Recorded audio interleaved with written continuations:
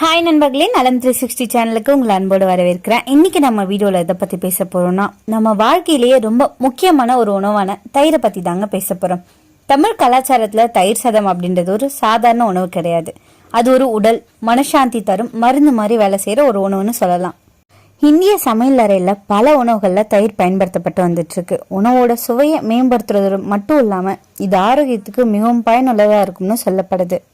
தினமும் ஒரு கிண்ணம் தயிர் சாப்பிட்டு வந்தா பல ஆரோக்கிய நன்மைகளை பெறலான்னு ஆய்வுகள் காட்டுதுங்க. இன்னைக்கு நம்ம வீடியோல தயிர்னா என்ன, அது எப்படி உருவாக்குறது, இதுல என்னென்ன நன்மைகள் இருக்கு, இதை சாப்பிட்றதால ஏதாவது பக்கவிளைவுகள் இருக்கா, யாரெல்லாம் சாப்பிடணும் யாரெல்லாம் தவிர்க்கணும்ன்றத பத்தி முழுசா நம்ம இந்த வீடியோல தெரிஞ்சுக்க போறோம்.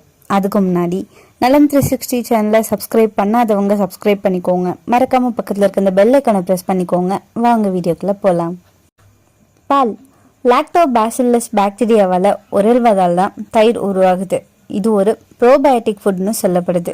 உடலுக்கு நல்ல பாக்டீரியா இந்த பால்ல இருந்து கிடைக்குது. ஆயுர்வேதத்துல டக்ரா அப்படின்னு இது அழைக்கப்படுது. நம்ம தமிழர் காலத்துல இருந்து தயிர் சாதம் ஒரு சத்து நிறைஞ்ச உயிர் உணவு அப்படின்னு கருதப்பட்டு வருது. ஃபர்ஸ்ட் இந்த தயிர்ல இருக்கிற ஊட்டச்சத்துக்கள் என்னன்னு தெரிஞ்சுக்கலாம். புரதம் 5.25 gram, carbohydrate 7.05 gram, calcium 185 milligram, magnesium 15 milligram, vitamin B6 0.049 milligram, vitamin A 51 milligram, sodium 70 milligram. தினமும் தயிர் சாப்பிட்றதால என்ன மாதிரியான நன்மைகள் நமக்கு கிடைக்க தெரியுமா? செரிமான அமைப்பை ஆரோக்கியமா வைக்குது. தயிர் சாப்பிட்றதால செரிமான அமைப்பை ஆரோக்கியமா வச்சிருக்க முடியுங்க. தயிர் சாப்பிட்றதால வயிறு தொடர்பான பல பிரச்சனைகள்ல இருந்து நிவாரணம் கிடைக்கும். உடலுக்கு தீங்கு விளைவிக்கிற பாக்டீரியாக்களை அழிக்கும் ஆற்றல் இந்த தயிருக்கு இருக்கு. சில ப்ரோபயோட்டிக்குகள் தயிர்ல காணப்படுது. அது ஆரோக்கியத்துக்கு மிகவும் நன்மை பயக்கும் விதத்துல இருக்குன்னு சொல்லப்படுது. நோய் எதிர்ப்பு சக்தியை பலப்படுத்துது. நோய் எதிர்ப்பு அமைப்பு வலுவா இருந்தாதான் உடல் எந்த வகையான வைரஸ் அப்படி இல்லைன்னா தொற்று நோயையும் எதிர்த்து போராடும் திறன் கொண்டதா இருக்கும். உணவுல தினமும் தயிரை சேர்த்து கொண்டோம் அப்படின்னா உடல் வலுவடையுது மற்றும் எந்த தொற்று நோயும் எதிர்த்து போராட தயாரா இருக்குன்னு சொல்லப்படுது. எடை குறைக்கிறதுல கூட இந்த தயிர் நன்மை பயக்குதுங்க. உடல் எடையை குறைக்க பல்வேறு டயட் திட்டங்களை முயற்சித்து அலுப்பா இருப்பீங்க. அதுல எந்த பலனும் கிடைக்கல அப்படின்னு தினமும் தயிர் சாப்பிட தொடங்கி பாருங்க. தயிர்ல கால்சியம், பொட்டாசியம், மெக்னீசியம், புரதம், vitamin B, vitamin C, vitamin K, vitamin A மற்றும் வைட்டமின் E போன்ற ஊட்டச்சத்துக்கள் இருக்கு. இந்த தயிரை நம்ம சாப்பிட்றதால இத்தனை ஊட்டச்சத்துக்களும் நமக்கு கிடைக்குது. இது எடையை கட்டுக்குள் வச்சிருக்க உதவியா இருக்கும்னு சொல்லப்படுது. எலும்புகளை பலப்படுத்தும். தயிர்ல அதிக அளவு கால்சியம் இருக்குங்க. கால்சியம் எலும்பு ஆரோக்கியத்துக்கு ரொம்பவே நன்மை பயக்கும்னு சொல்லப்படுது. குறிப்பா ஆஸ்டியோபோரோசிஸ் பிரச்சனை இருந்தா தினமும் தயிர் சாப்பிட தொடங்குங்க. மெக்னீசியம் தயிர்ல நல்ல அளவுல உள்ளதால எலும்புகளை வலுப்படுத்துதுன்னு சொல்லப்படுது. இதயத்தை ஆரோக்கியமாக்குது. தயிர்ல கொலஸ்ட்ரால் மிகவும் குறைவா இருக்கிறதால உடல்ல ரத்த அழுத்தம் கட்டுக்குள் இருக்கும். உயர் ரத்த அழுத்தம் இருந்தாலும் தயிர் மிகவும் பயனுள்ளதா இருக்கும். ஸோ தயிரை தவறாம உட்கொள்ள வேண்டும். இதனால இதயம் தொடர்பான நோய்கள் வருவதற்கான வாய்ப்புகள் ரொம்பவே குறைவா இருக்குங்க. இந்த தயிர் சாப்பிட்றதுக்கு சரியான நேரம் என்ன தெரியுமா? எந்த நேரத்துல தயிர் சாப்பிடக்கூடாது அப்படின்னு அறிவியல் ரீதியா சொல்ல முடியாது. ஆனா இரவுல தயிர் சாப்பிட்ட பிறகு சளி மற்றும் இருமல் வந்தா காலை மற்றும் மதிய உணவுல மட்டும் தயிரை சேர்த்துக்கொள்றது ரொம்பவே நல்லதுங்க. இந்த தயிர் சாப்பிட்றதால குடல் நலம் மேம்படுது. ப்ரோபயோட்டிக் பாக்டீரியா இருக்குங்க. இது இண்டிகேஷன், ப்ளோட்டிங், கேஸை குறைக்குது. மலா இல்லாத கர்ட் டைஜஷனுக்கு ரொம்பவே நல்லது. நோய் எதிர்ப்பு சக்தியை பலப்படுத்துது. குடல் நல்லா இருந்தா இம்யூனிட்டி 70% உயரும். பாக்டீரியா இன்ஃபெக்ஷன்களுக்கு எதிராக இது பாதுகாப்பு அளிக்குது. எலும்பு மற்றும் பற்களுக்கு பலத்தை அளிக்குது. கால்சியம், பாஸ்பரஸ் அதிகம் இருக்கிறதால குழந்தைகள், பெண்கள், 40 வயசுக்கு மேல இருக்கிறவங்க இந்த தயிரை சாப்பிட்றது ரொம்பவே அவசியம்னு சொல்லப்படுது. எடை குறைக்க உதவியா இருக்கு. புரோட்டீன் அதிகம்ங்க. அதனால நீண்ட நேரம் பசி இல்லாம இருக்கும். மெட்டபாலிசத்தை இன்க்ரீஸ் பண்ணுது. ரத்த அழுத்தத்தை கட்டுப்பாட்டில் வச்சுக்குது. பொட்டாசியம் இருக்கிறதால சோடியத்தை பேலன்ஸா வச்சுக்குது. தோலுக்கு பொலிவு அளிக்குது. ஃபேஸ் பேக்காவும் நம்ம இதை பயன்படுத்தலாங்க. ஸ்கின் இரிட்டேஷன் குறைக்கிறதுக்கு ரொம்பவே ஹெல்ப்ஃபுல்லா இருக்கு. வயிற்று எரிச்சல், அசிடிட்டியை குறைக்குது. பெண்களோட ஹார்மோன் சமநிலையை காக்குது. PCOS சிம்டம்ஸ் இருந்துச்சுன்னா அதை ரெடியூஸ் பண்ணுது. ப்ரோபயோட்டிக் பேலன்ஸ் பண்ணுதுன்னு சொல்லப்படுது. கர்ப்பிணி பெண்களுக்கு நன்மை அளிக்குது.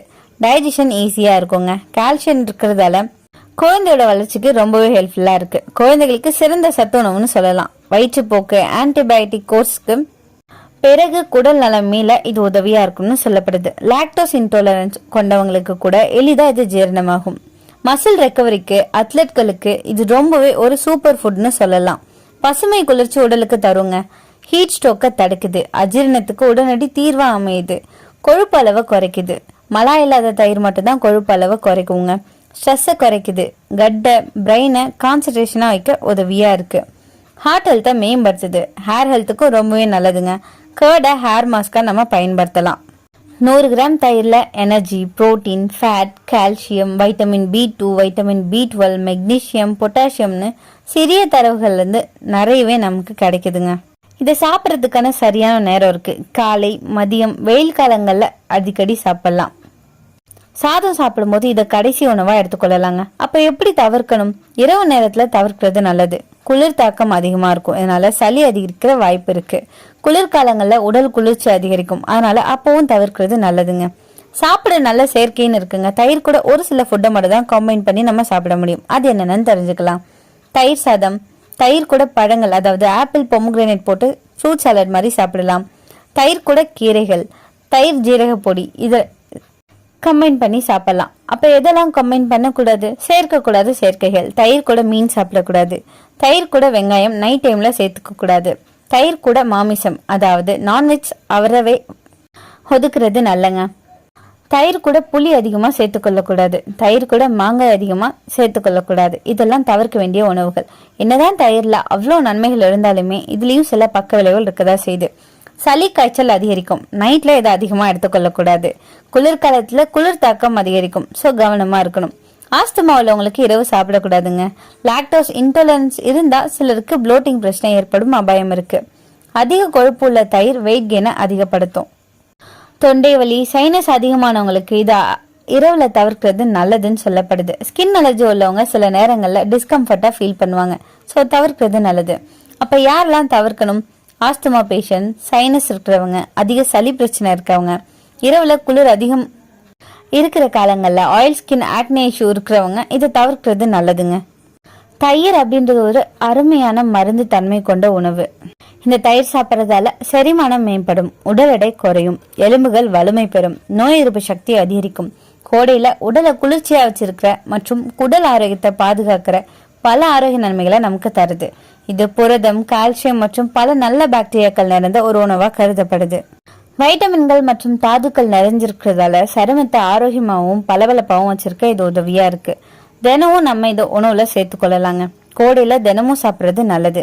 இரவுல சாப்பிட்றத மட்டும் தவிர்த்துருங்க. பகல் நேரங்களில் சாப்பிட்றது செரிமானத்துக்கு உகந்ததுன்னு சொல்லப்படுது. தினமும் உங்களோட உணவுல இந்த தயிரை சேர்த்துக்கொள்வதன் மூலம் நான் சொன்ன இந்த நன்மைகள்லாம் கட்டாயமா உங்களால பெற முடியும். தினசரி சரியான நேரத்துல சரியான முறையில சரியான செயற்கையோடு எடுத்தா உடம்புக்கு கிடைக்கக்கூடிய நன்மைகள் எண்ணில் அடங்காதுன்னு சொல்லலாம்.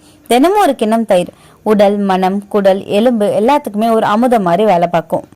உங்களை எத்தனை பேருக்கு தயிர் ரொம்ப பிடிக்குன்னு கமெண்ட்ல சொல்லிடுங்க. இன்னைக்கு நான் சொன்ன விஷயங்கள் எல்லாமே உங்களுக்கு ஹெல்ப்ஃபுல்லா இருக்கும்னு நம்புறேன். இந்த வீடியோ உங்களுக்கு பிடிச்சிருந்துச்சுன்னா லைக் பண்ணுங்க, ஷேர் பண்ணுங்க, மறக்காம நம்ம சேனலை சப்ஸ்கிரைப் பண்ணுங்க. அடுத்த ஒரு அற்புதமான வீடியோல சந்திக்கிறேன்.